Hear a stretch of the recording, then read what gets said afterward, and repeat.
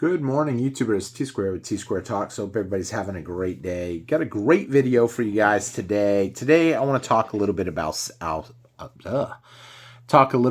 El Salvador and what is going on with their Bitcoin dreams. So it is going to talk a little bit about Bitcoin, but we're also going to talk a little bit about gold because they may have ran into a major hiccup recently dealing with the International Monetary Fund. And I think that's important in a way on why a lot of us like gold and silver. Now, we like silver because, there's less of it and stuff. But the International Monetary Fund, the big banks, they prefer gold. And gold has been accepted as money forever. And they still consider it money, basically. It's a tier 1 asset. You can use gold as payment for a lot of different high-end loans. And a lot of you know that El Salvador recently did accept Bitcoin as they're pretty much trying to make the country run off Bitcoin. So we're going to talk a little bit about that today, and what hiccup they recently ran into. If you guys enjoyed today's video, please take a quick minute, hit that thumbs up button, leave me a comment, let me know your thoughts. This is actually a really hot topic on Wall Street silver, only because it's popular right now. Everybody wants to know what they're going to do because we all know who the biggest Bitcoin buyer is out there. We say it's Michael Saylor. It could be him. It could actually be, though, El Salvador, as they're trying to move a lot of theirs to it. So we're going to talk a little bit about that today. I'm not going to get into the semantics of who the number one buyer is. I didn't look into the accounts of Michael Saylor that much. So if you enjoy, hit that sub button, help me out, leave a comment, and let's get started in today's video. So recently an article just came out a couple days ago about El Salvador to scale back their Bitcoin dreams to seal a $1.3 billion IMF deal. Now, here's the deal. The IMF does not want Bitcoin. They basically want gold. That's what everybody wants. That's why it's a tier 1 asset now. And so another problem that's came up is if they were to go to sell a large amount of their Bitcoin to get out of it, what would happen to the price? It would get destroyed. And that's one of the real popular questions online right now is, well, when they sell gold, how come the gold price doesn't plunge? Because the truth of the matter is a lot of times they just use gold as payment. If someone owes somebody and they want to exchange gold to another person, no one is going to say no. I definitely wouldn't say no. If you owed me money and you wanted to pay me in a 10th ounce gold instead of the money, I would be perfectly fine with that.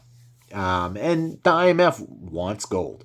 And so now there's some issues coming up because people realize if they were to sell, hypothetically, large amounts of their Bitcoin, they could crash the markets now. And I know just recently we've seen a 10% drop literally in a couple of days on Bitcoin. And that's kind of devastating. Now, it did go back up quite a bit. It actually went from 104, I think, 104 right about, all the way down to 94. That's a big drop for Bitcoin. And maybe some of y'all were saying, hey, this is a buying opportunity. I'm going to put a little more money in. Maybe some of y'all were saying, there we go. But it did regain a lot of its ground. Today when I looked at it, it was back over 100. And this could be the beginnings of it getting shaky, or this could just be another slight pullback, and now we're facing another big run-up. But that's not for me to say because I don't know the future of Bitcoin. However, what I do know is gold has been accepted as money from the beginning of time. We know that it is now a tier 1 asset. And here's the thing. A lot of times gold, when it goes from one country to another, it just changes, I'll say, piles. It might be sitting on one pallet and then get moved over to another pallet. And when you have that happen, it's not like it's really getting sold onto the market because no one is really letting go. The gold is not hitting the major markets. It's usually going from one person that owes money to another person or I say person, but from a country to another country. There's a reason why some of these countries are trying to buy up as much gold as they can because they realize what's coming. Now, there's a couple things that I did find interesting in this story and doing a little homework is a lot of people think that Bitcoin is going to come down to being the new mark of the beast. And that's the one that, I mean, everybody wants to see Bitcoin continue to climb. Now, here's the thing. In doing this, El Salvador is kind of in trouble right now. So they've kind of laid out the groundwork for they're not accepting it. And now with that problem, I mean, what does that say about it? I mean, they basically said that Bitcoin doesn't really have any value. I mean, why would they not want it? Now, maybe it might, in some people's mind, have value, but they have not realized the value of it yet. That's a possibility. I've been saying I think Bitcoin is not nearly as good as gold. It's definitely better than fiat currency. I'll say that. Well, actually, no, yeah, I will say that. I'll stick with that because anybody that wants to argue that point, all they would have to look at is if you needed to get rid of Bitcoin right now, you could sell it and use it as money. So it's as good as fiat dollars, but it's nowhere near as good as gold. Why? Gold is not being mass produced. Now, Bitcoin is not being mass produced either. I realize that, but it's also not physical. There's no physical item. I mean, yes, it does use a lot of energy to create, but once it's been created, it's already there, but the problem that I see with it is not physical. I mean, I know some people can make the argument that it's too expensive, but you could also make the argument that it can be broken down into Satoshis. There's not going to be any more of it made. Once it's finished coming out, there's a set number of how much will be, and that will be it. And I think it's 21 million Bitcoin. Once you realize that, that's it. That's game over.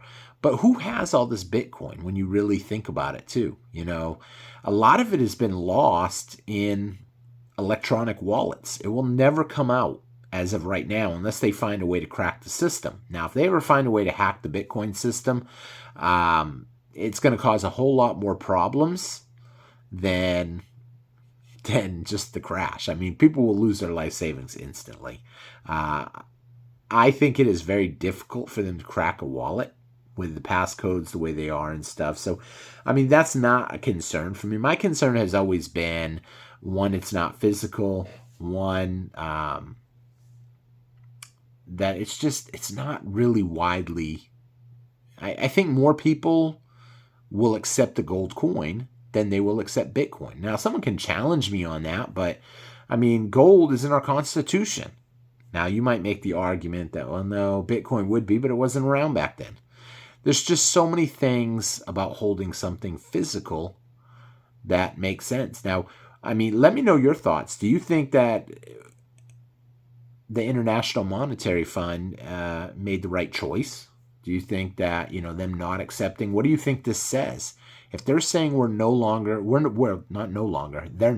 to accept Bitcoin, and El Salvador is stuck in a position where the only way they can get the loan is if they end up having something more. They don't want Bitcoin.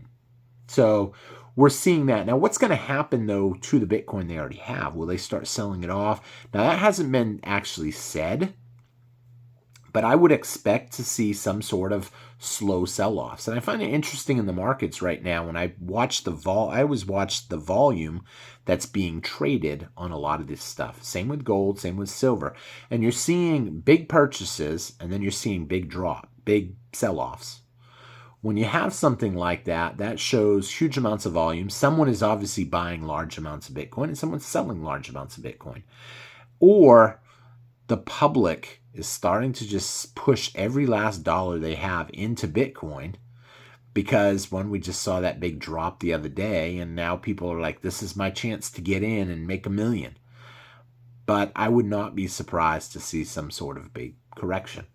We also have Trump coming in, and a lot of people are thinking, what is he going to do? If he does launch some of the stuff they're looking at right now is crazy. They want to end up doing a Bitcoin reserve, which is kind of silly to me, but it could have an impact. It will have an impact, I think, if they do that. But at the end of the day, I mean, will they? We already have a gold reserve, supposedly. There's a lot of questions out there on if Fort Knox even has the gold. It hasn't been audited in a long time. Trump has made remarks. The reason we can't go back to a gold standard is because we don't have the gold. The fact that he said that out loud really makes me wonder if we have the gold. And the truth of the matter is gold is loaned out all over. And who really knows who has the physical gold? Because the truth of the matter is if I owe you 1,000,000 ounces, I mean, if everything starts collapsing, I may not want to give you your 1,000,000 ounces. Now, I would because I'm an honest guy. But there are going to be people out there that won't part with their gold. If the gold is somewhere, it may stay with that someone. And it's not going to matter who it's loaned out to and what they say. Look what happened. Who was it a while back? Was it Venezuela? I can't remember who it was. If it was Spain. Someone wanted their gold back. This happened a few years back. And the U.S. said that it's going to take 10 years for them to give it back to them. They've got to give it in installments, logistics, this and that. To me, it's not really big logistics. I mean, you put it on a aircraft carrier, you put it under guard, and that's it, and you move it over to them. But the truth of the matter is I think they wanted to buy time. Because if, let's say hypothetically, I'm holding your gold, and I've either A, sold it, or I don't want to part with it, well, I might end up just taking money from somewhere else, slowly buying some off the market, and then handing that to you in small increments. Because the truth of the matter is, if you went to your bank and you had, we'll say, $100,000, and you said you want to close out your account. Now, you're not going to get it in cash. I understand that. But you said, I want to close out my account, and I'll take a check. That's fine. I'm going to take the check to another bank and go over there. How would you feel if they told you, we can only give you 10% of it today? We'll give you $10,000 today and $10,000 each year for the next 10 years. You would be probably pretty upset. And that's kind of what's happening, I think. I think that we're seeing right now Bitcoin come under more fire. Now, whether or not this is, some people are saying that it's a form of manipulation, a way to take down Bitcoin, to hurt it in some way because the elites don't like it. I think the elites like digital currency. I think eventually we will roll out some sort of a central bank digital currency. I don't think that it will in any way be free, I guess you can say. They're going to know once we go to a digital currency, it's going to be everything will be tax traced. They're going to know exactly what you bought. You go and you buy anything, even for $1, they're going to see it. And some people don't like that. I mean, if let's say you're going to a illicit store, you may not want people knowing that you went there. Maybe if they want to control, you know what, we want to cut down on global warming. So we're going to put a limit on how many gallons of gas you can buy. Your card, your account will only allow you to buy X amount of gallons of gas. Oh, we see gold and silver as a threat. You don't need it. Therefore, you're not allowed to buy it with that.